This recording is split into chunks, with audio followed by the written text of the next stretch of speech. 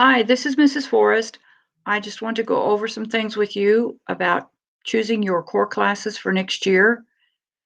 This is a PowerPoint that we have put together that your ZAP advisors have, but we want to talk you through it as well. If you have any questions, please reach out to your ZAP advisor, or you can email me at kforrest@claremore.k12.ok.us. So bear with me and we'll get the PowerPoint going here in just a second.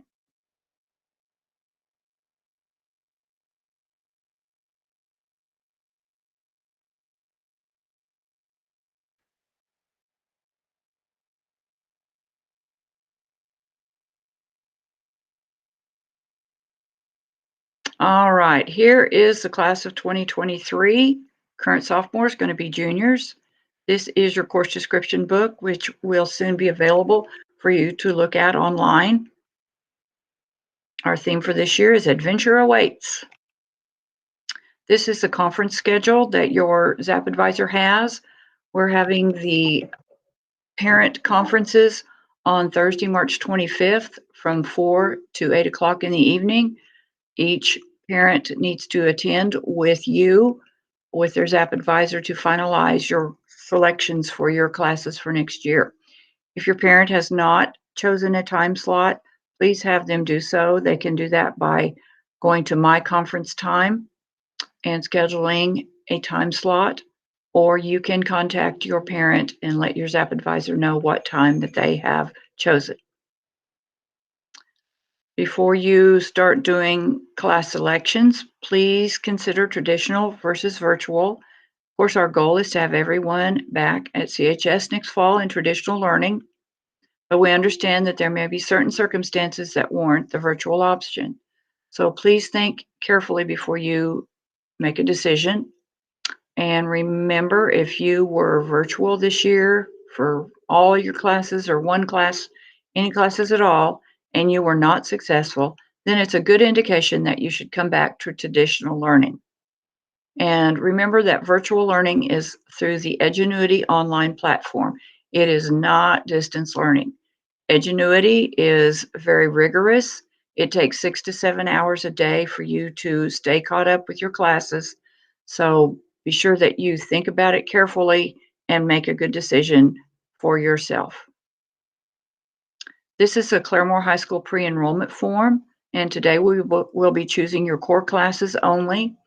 And you have the option to put down an alternate class if you would like to. 4 of the classes you need to choose are English, a third science, because you've probably already had physical science and biology, a math class, and a history class. You can, like I said, put down an alternate. Don't have to, but I would highly recommend you put one down for at least the science.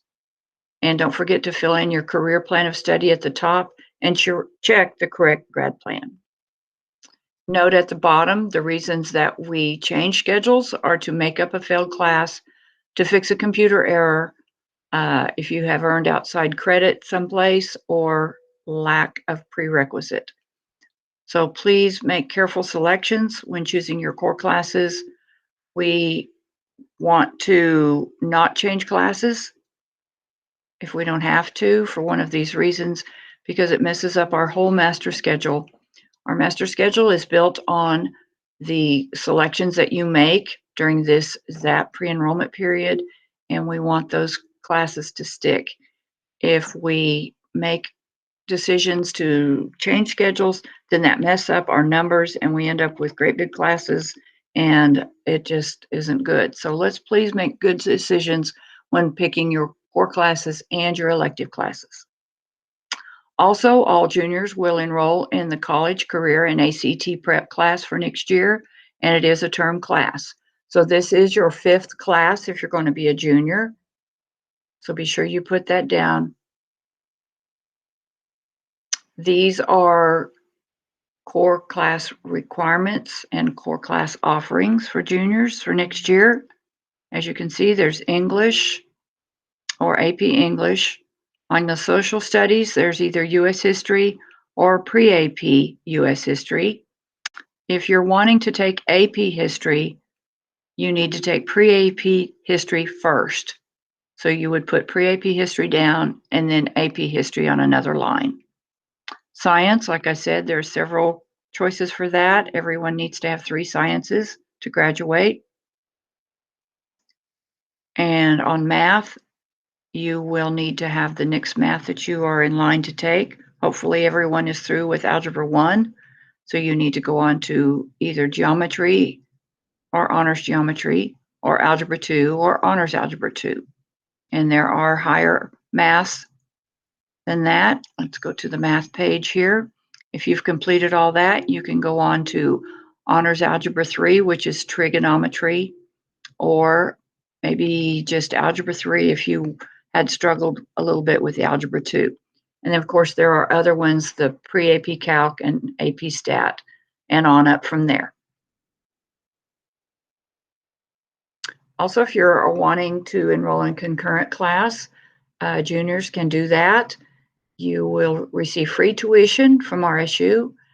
Books and other fees are the responsibility of the student, and that could cost between $250 and $500 per class. You must have a 19 or above on ACT or a 3.0 GPA. Juniors can take 1 concurrent class per term, and you can also take 1 this summer, the summer between your sophomore and junior year. All concurrent class grades are added to your transcript and count as on-level grades. They are not honors or AP credit. College courses must not conflict with high school class times, so be sure that you take one maybe first hour or last hour, or they even offer online and evening classes. And all of the enrollment to RSU is done through rsu.edu. And we had many sophomores apply for NTC. If you did apply for NTC, we will be doing interviews. This says February 16th, but that has been changed. But we will let you know when we're going to do it. Just remember your good interviewing skills, because you will be doing probably a virtual interview with the instructor at NTC, and you want to make a good impression. So don't chew gum. Be sure your phone is turned off and that you keep it out of sight. Speak clearly and look the interviewer in the eyes and sit up straight. If you haven't applied for NTC, you still can. Just come by the counseling office. We will get you an application and get you on the list for the interviews. We will not know who's accepted to NTC until about spring break. So if you did apply, we suggest you put NTC down for 4 lines on the alternate classes, and then go ahead and pick 4 elective classes at the next ZAP when we get to that point. That way, if you don't make NTC, we know already what electives to put you in. Now, I know that I said you will have a 5th class with the ACT prep class, and with NTC, that's 4, that leaves 9. Okay, the math doesn't add up, I know. So remember, if you do get accepted for NTC, you do not have to take the ACT prep class in the college and career, because you will get a lot of that out there at NTC. You probably already have one of these in your ZAP folder. If you want to continue filling these out with your classes, that's a good way to keep track of what you've had and keep track of what you're going to have and plan for the future. Okay, ACT information, upcoming ACT tests. There's one April 17th. The deadline to register is March 12th. There's also one June 12th, and that should say 2021. And the deadline to register is May 7th. And registration is at actstudent.org. Cost is $55. If you are on free or reduced lunch, come by the counseling office and we can give you a voucher and you can register and the test will be free. Also, don't forget to apply for Oklahoma Promise before June 30th at the end of your sophomore year. If you qualify, it's based on family income. You can get free college tuition to any Oklahoma college, and you have to have a 2.5 GPA in overall and in just your core classes. And you have to make good grades and get that application in before June 30th. Now, please return all your materials to your ZAP folder. And now we're going to talk about your pre-ACT score reports, which if you took this fall, you should get from your ZAP advisor. There's also a page in there with your score report. You'll get your book back and the understanding your pre-ACT results, which will help you understand how you scored. So here is that paper I just spoke about, understanding your pre-ACT results. What does your score mean? Your scores are between 1 and 35, 35 being the highest. Your composite score is the average of your English, math, reading, and science score, and your STEM score is an average of the math and science scores. Your predicted ACT score ranges. Pre-ACT and ACT cover the same subject areas.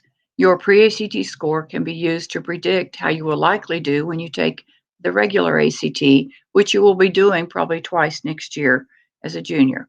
Improve your study habits and take more challenging classes can improve your predicted ACT scores.